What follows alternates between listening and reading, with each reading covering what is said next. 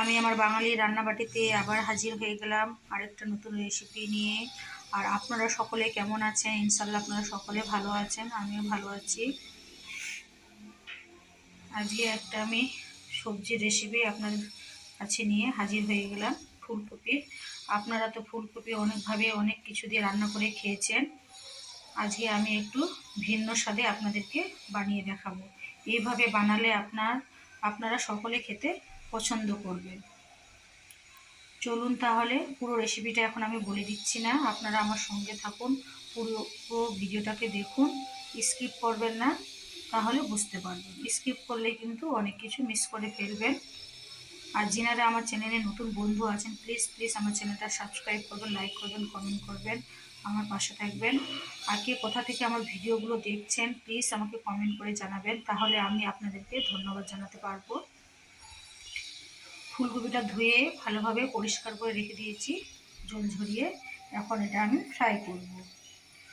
আর আরেকটা আপনাদেরকে টিপস বলে দিচ্ছি, ফুলকপিতে অনেক সময় কপিতে পোকা থাকে, যে ফুলকপি হোক বা বাঁধাকপি হোক, ভালোভাবে ধুবেন, ধুয়ে ওটা লবণ জলে ডুবিয়ে রাখবেন। লবণ জলে ডুবালে পোকাটা অনেক সময় বেরিয়ে আসে। এই যে দেখেন, আমি গ্যাসে কড়াই বসিয়ে দিয়েছি, আগে থেকে কড়াই গরম করে নিয়েছি, তেলও দিয়ে দিয়েছি, তেলটা হিট হয়ে গেছে। এখন আমি এই তেলে কপিটাকে ফ্রাই করব, সাদা তেলে রান্নাটা করব, পুরো রান্নাটা। এই যে তেলটা হিট হয়ে গেছে, এখন আমি সামান্য একটু লবণ দিচ্ছি যেন তেলটা একটু কম ছিটায়। খুবই সামান্য লবণ দিলাম। কপিটাকে আস্তে করে এখন ছেড়ে দেবো। এই যে কপিটা দিয়ে দিচ্ছি। এই যে দেখেন, কপিগুলো আমি ফ্রাই করে নেব। ডিপ ব্রাউন করবো না, লাইট ব্রাউন হলে আমি কপিটাকে তুলে নেব। কপিটা ফ্রাই করতে করতে আমি মশলাটাকে রেডি করে নিচ্ছি। এই যে আমি মশলার জন্য কয়েক পিস কাজু নিয়েছি, একটা চামচ আমি পোস্ত নিয়েছি, আর একটা চামচ চারমগজ নিয়েছি। এটা আমি পেস্ট করে ফিরে রাখছি। এই যে দেখেন, আমি পোস্ত, কাজু, চারমগজ পেস্ট করে ফিরে আসলাম। আর এটা হচ্ছে আমার হোমমেড পেস্ট্রি। মালাইটাকে আমি এইভাবে মিক্সারে একটু ব্লেন্ড করে নিলাম, ব্লেন্ড তৈরি হয়ে গেল।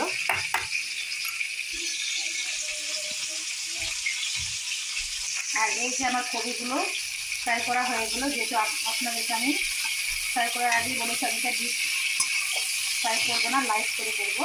আমি করে দিচ্ছি, কেমন করে গেছে হয়ে গেছে কপিগুলো। এবার আমি তুলে দিচ্ছি।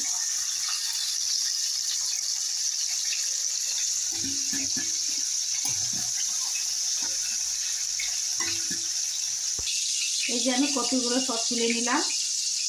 এখন আপনাদেরকে আমি পুরো রেসিপিটা দেখাবো কীভাবে আমি রান্না করছি। এই যে আমি কড়াইতে সাদা তেল দিচ্ছি, তেলের পরিমাণটা একটু বেশি দিলাম। তেলটাকে ভালো করে একটু গরম করে নিয়ে নিই। আর আমি ফোড়নে ইউজ করব এই যে দুটো শুকনো লঙ্কা, একটা তেজপাতা, একটা চামচ জিরে, 4টে ছোটো এলাচ, একটা বড় এলাচ একটু থেতো করে নিয়েছি। এগুলো আমি ফোড়নে দিয়ে দিচ্ছি।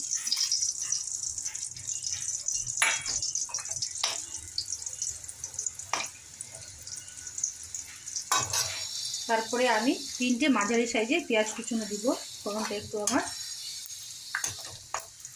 কালারটা চেঞ্জ হয়ে যাক।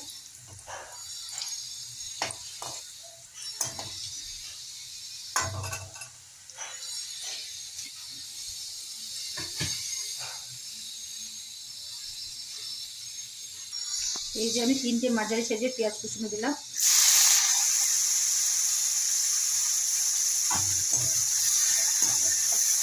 পেঁয়াজে একটু সামান্য লবণ দিয়ে দেবো, তাহলে পেঁয়াজটা তাড়াতাড়ি নরম হয়ে যাবে।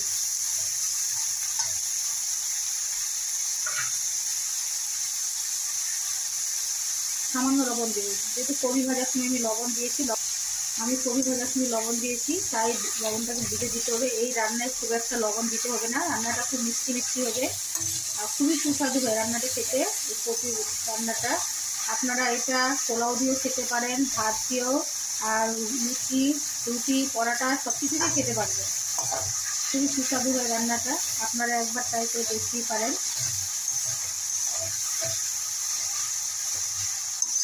যে দেখেন, আমি লবণটা দিলাম, পেঁয়াজটা কতটা কমে গেল, নরম হয়ে গেল। আরও অনেকটা নরম হবে, কালারটা চেঞ্জ হবে, তখন আমি বাকি মশলাগুলো দেবো। আদা রসুন পেস্ট, আরও মশলা দেবো, আপনারা আমার সঙ্গে থাকুন। এই যে দেখেন, আপনাদেরকে বললাম যে পেঁয়াজটা বেশি ব্রাউন করবো না, জাস্ট কালারটা চেঞ্জ হবে, তখনই আমি মশলাগুলো দিয়ে দেবো। এই যে আমি মশলা দিচ্ছি, 1/2 চা চামচ লঙ্কা গুঁড়ো, 1 চা চামচ জিরে ধনে পাউডার, আর সামান্য একটু হলুদ, আর 2 চা চামচ আদা রসুন পেস্ট। এই মশলাগুলো আমি দিয়ে দিচ্ছি।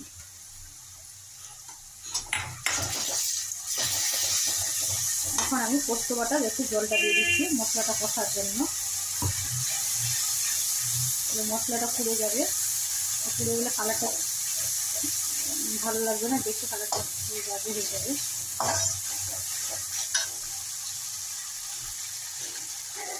মিক্সারে বাটি ধোয়া জলটা দিলাম আমি, ফ্রিজে বাটলাম। এখন মশলাটাকে খুব সুন্দরভাবে কষতে হবে, যেন মশলাটায় কাঁচা গন্ধ না থাকে।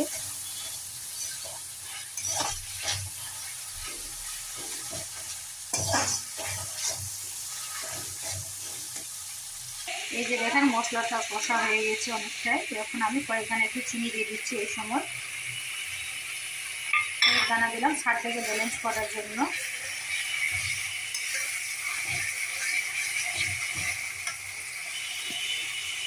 কি সুন্দর কালারটা এসছে দেখুন।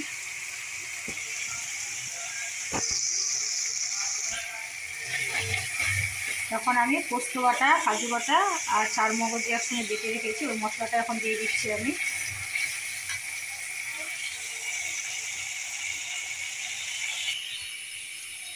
এই যে আমি পোস্ত বাটাটা দিয়ে দিলাম।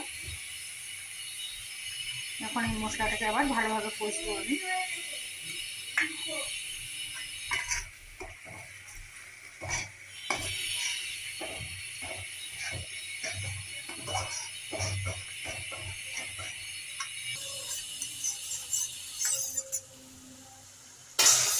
আমি বাটি ধোয়া জলটাও দিয়ে দিচ্ছি।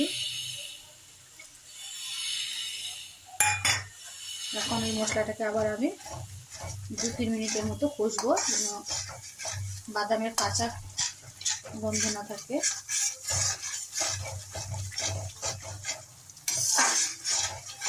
তারপর আমি ফুলকপিগুলো দিব।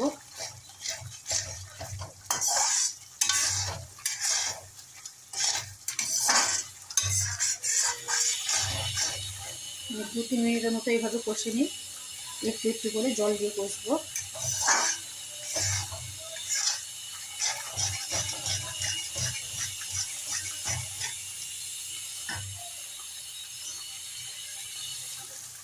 এই যে দেখেন, কষা হয়ে গেলো, 2-3 মিনিটের মতো তেলটা ছেড়ে এসছে। এখন আমি কপিগুলো দিয়ে দিচ্ছি। কপিগুলো দিয়ে এইভাবে আমি ভালোভাবে এটা মিক্স করবো। আর বাদাম বাটা কিছু দিলে করে না, করার সঙ্গে সঙ্গে নাড়তে থাকতে হয় কন্টিনিউ, না হলে এটা তলায় লেগে যেতে পারে। সামান্য একটু আমি জল দিব, গরম জল। এই জন্য সামান্য একটু জল দিলাম।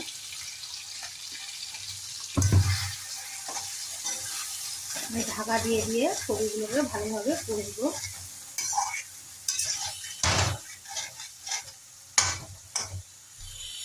এখন আমি ঢাকা দিয়ে দিচ্ছি। এই যে আমি এখন ঢাকা দিয়ে দিচ্ছি। ঢাকা দিয়ে দিয়ে বেশিক্ষণ ঢাকা দিয়ে রাখবো না, 1 মিনিট পর পর আমি নাড়তে থাকবো। এটা একটু ঢাকা দিয়ে দিয়ে এটা কষলে পরে কপিটা খুব সুন্দরভাবে সেদ্ধ হবে। এই যে আমি কিছুক্ষণ করে রাখলাম, তেলটা ছেড়ে এসছে, দেখেন কি সুন্দর লাগছে। এটা আমার কষা হয়ে গেছে।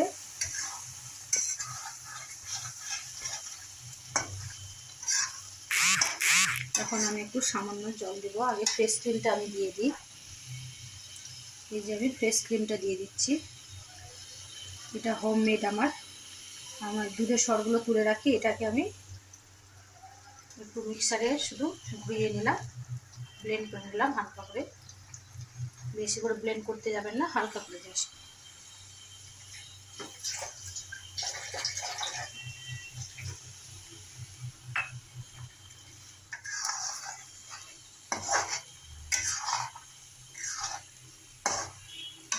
আমি বাটি দেওয়া জলটা দিয়ে দিলাম।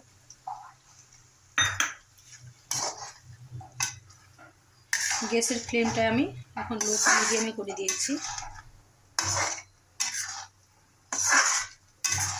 আমি কী দিচ্ছি এই রেসিপিতে আপনারা পুরোটাই ফলো করুন, স্কিপ করবেন না।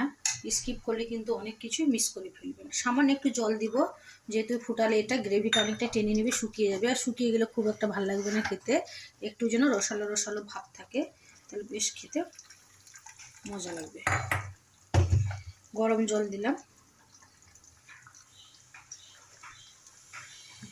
গরম জল দিলাম।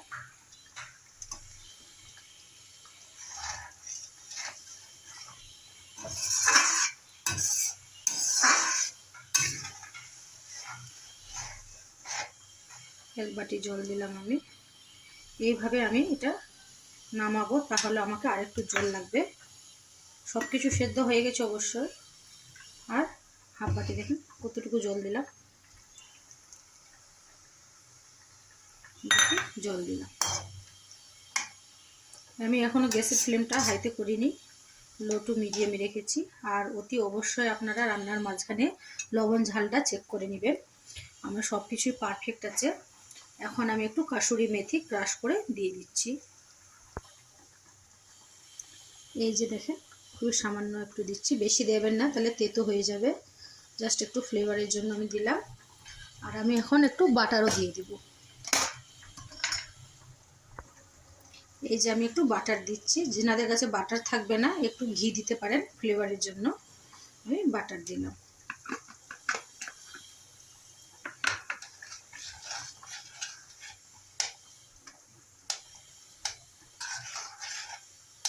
এখন আমি এটা ঢাকা দিয়ে দিব।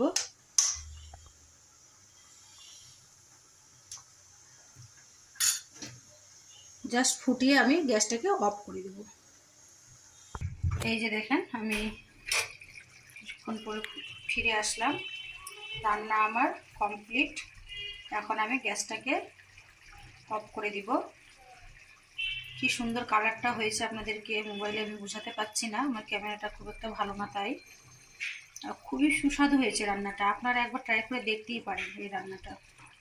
আপনারা তো মাছ মাংস অনেকভাবে রান্না করে খেয়েছেন, একবার ফুলকপিকে এইভাবে রান্না করবেন, মাছ মাংসকেও হার মানিয়ে দিবে। যে কেউ খেয়ে আপনার রান্নার প্রশংসা করবে, এইভাবে বানিয়ে দিলে পরে। এখন আমি আবার ঢাকা দিয়ে দিলাম। ঠান্ডা হয়ে আসলে আপনাদেরকে আমি পরিবেশন করে দেখাচ্ছি। গ্যাস আমি অফ করে দিলাম। এই যে আমি রেসিপিটা আপনাদেরকে দেখাচ্ছি পরিবেশন করে। ঠান্ডা হয়ে এসছে, খুবই সুস্বাদু হয়েছে। আপনারা একবার ট্রাই করে দেখতেই পারেন। আর যিনারা আমার চ্যানেলে নতুন বন্ধু আছেন, প্লিজ প্লিজ আমার চ্যানেলটাকে সাবস্ক্রাইব করবেন, লাইক করবেন, কমেন্ট করবেন, বেল আইকনটা ক্লিক করে দেবেন যিনারা নতুন নতুন রেসিপি সবার আগে পেতে চান। খুবই সহজভাবে আপনাদেরকে রেসিপিটা দেখালাম, খুবই ভালো লাগবে। এই রান্নাটা আপনারা পোলাও দিয়ে খেতে পারেন, পরোটা, লুচি, ভাত সব কিছু দিয়ে খেতে পারবেন, এত সুস্বাদু হয়েছে রান্নাটা।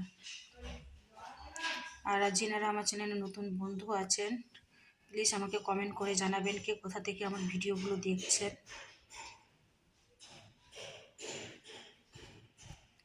আজকে এর আগে আমি অনেক মাছ মাংসের রেসিপি দেখেছি, আজকে ভাবলাম যে এইভাবে আপনাদেরকে ফুলকপি রেসিপিটা দেখায়। ফুলকপি তো আপনারা অনেকভাবে রান্না করে খান ডেলি, তো এইভাবে একবার বানিয়ে দেখতেই পারেন, খুব ভালো লাগবে।